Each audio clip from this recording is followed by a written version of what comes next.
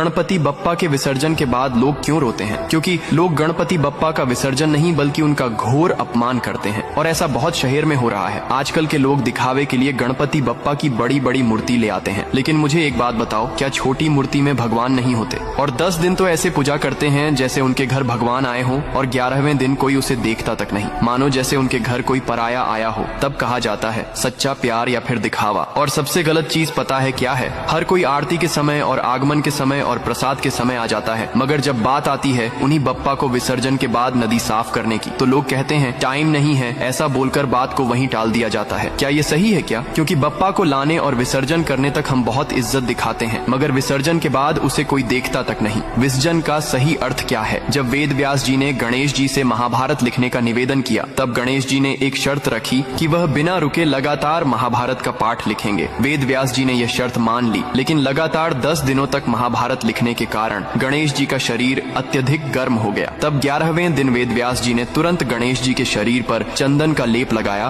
और पास के सरोवर में उन्हें स्नान करवाया। स्नान के बाद गणेश जी को पुनः उनके स्थान पर विराजमान किया गया। इसी घटना को गणपति विसर्जन कहा गया। लेकिन आजकल के लोग इस परंपरा को सही रूप से समझते ही नहीं है। मुझे एक बात का जवाब दो कि जहाँ बप्पा की मूर्ति विसर्जन किया जाता है वहाँ शुद्ध पानी है या फिर नहीं? क्या लोग उस पानी में नहाना पसंद करेंगे? विसर्जन के बाद सभी लोग घर जाकर नहाते हैं, लेकिन जहाँ विसर्जन किया वहाँ कोई नहीं नहाता। फिर भी बप्पा को वहीं पानी में छोड़ दिया जाता है। वह पानी जो पूरा काला होता है, वह पानी जहाँ पूरे शहर का प्लास्टिक आता है, वह पानी जिसमें पूरे शहर का टॉयलेट का पानी आता है, न जाने कितना कितना पानी गंदा होता है, फिर भी हम बप्पा को ऐसे ही छोड़ देते हैं। हम कितने मूर्ख हैं।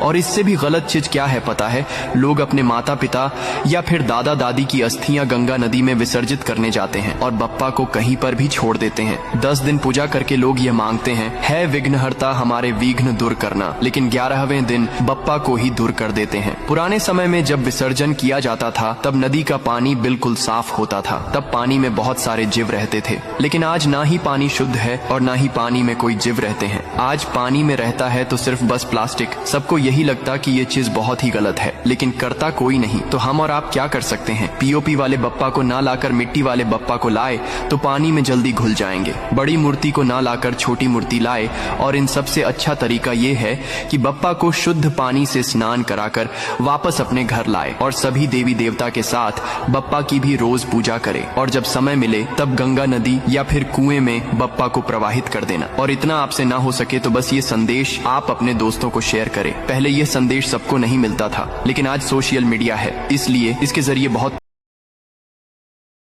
इस तरह की महत्वपूर्ण जानकारी के लिए हमारे चैनल राम सेवक हनुमान को लाइक और सब्सक्राइब अवश्य करें।